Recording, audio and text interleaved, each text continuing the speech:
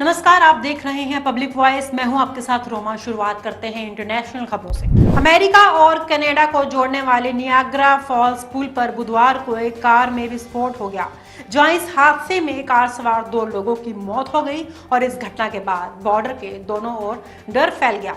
इसके बाद 4 क्रॉसिंग बंद कर दी गई। आपको बता दें, ये वाहन रेनबो ब्रिज के अमेरिकी हिस्से पर चेक पॉइंट क्षेत्र के पास एक बैरियर से टकरा गया था और हवा में कई फीट ऊपर उछल गया, जिसको लेकर अब अमेरिका की सुरक्षा एजेंसियां अलर्ट मोड पर आ गई हैं और इसे आतंकी हमला होने से इनकार नहीं किया जा सकता।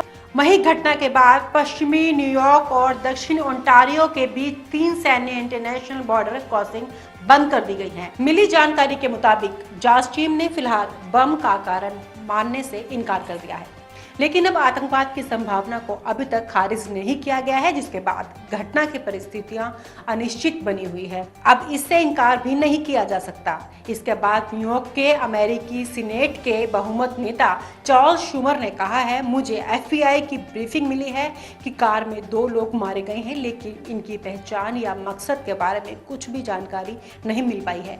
साथ ही न्यूयॉर्क के गवर्नर कैथी होचुल के मुताबिक इस घटना की जांच के लिए एफबीआई को लगाया गया है। बढ़ते हैं अगली खबर की ओर। भारत ने अमेरिका में रहने वाली एक खालिस्तानी समर्थक अलगाववादी की हत्या की नाकाम साजिश को लेकर लग रहे आरोपों पर प्रतिक्रिया दी है, जहां भारत के विदेश मंत्रालय ने कहा है कि अमेरिका ने कुछ अपराधियों और आतंकवादियों समेत अन्य को लेकर कुछ जानकारियां साझा की थी, जिनकी जांच चल रही है। दरअसल अमेरिका ने अमेरिकी जमीन पर एक सिख अलगाववादी की हत्या की साजिश को नाकाम किया है और इस साजिश में भारत सरकार के शामिल होने से जुड़ी चिंताओं को लेकर चेतावनी दी गई है और अमेरिका की ओर से अभी तक इस रिपोर्ट में लगाए गए आरोपों की आधिकारिक तौर पर पुष्टि नहीं की गई है। आपको बता दें कि इस साजिश के निशाने पर अमेरिका और कनाडा के नागरिक पुन्नु थे, जो स्वतंत्र सिख देश खालिस्तान बनाने के अभियान में शामिल संगठन सिख फॉर जस्टिस के वकील हैं। लेकिन इससे पहले इस साल जून में कनाडा के वैंकूवर में सिख अलगाववादी हरदीप सिंह निज्जर की गोली मारकर हत्या कर दी गई थी, जिसके बाद सितंबर में कनाडा के पीएम ने कहा कि